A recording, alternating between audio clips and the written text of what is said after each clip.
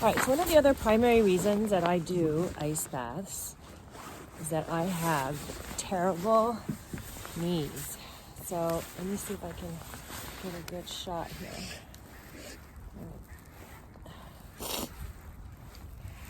Here we go. All right, so my knees have probably been scoped about like 5 times altogether.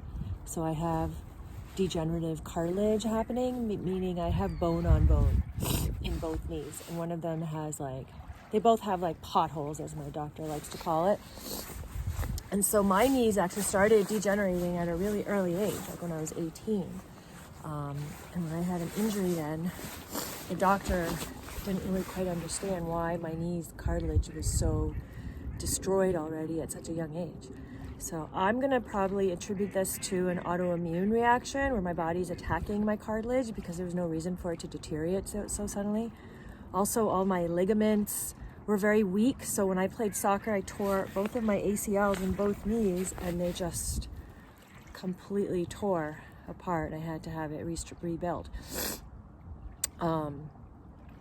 So my knees were also the ACL. I had to have 2 ACL reconstructions as well.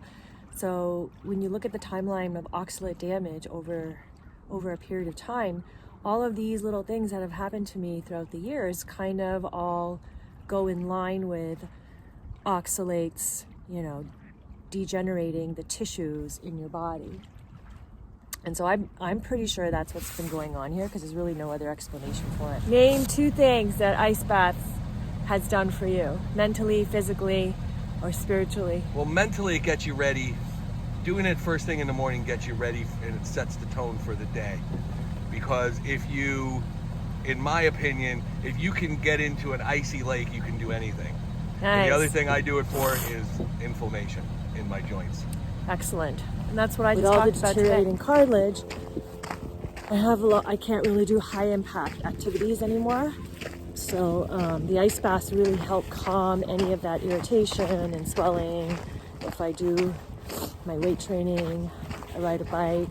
So I'm able to maintain certain levels of activity, but other things I've had to give up over the years because I just can't do high impact activities at all anymore.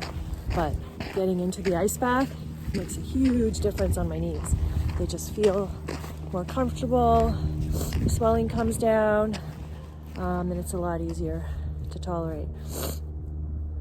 There's a lot of bird shit here that I'm avoiding, so that's why I keep looking down. Ice baths make me feel so good and awake and alive and energetic, and they also clear my mind and give me a better ability to focus. Excellent. Another side effect of oxalate damage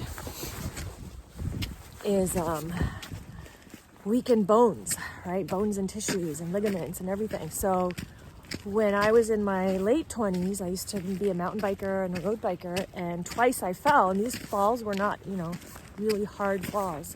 But for me, when I fell, I would break things. So I've broken both wrists from falling on pavement. So was it oxalates, or did I just have weak bones, or was it just a bad angle? We'll never know. But again, when you look at my timeline for all the things that can happen to people who suffer from oxalate toxicity, I definitely fit the profile.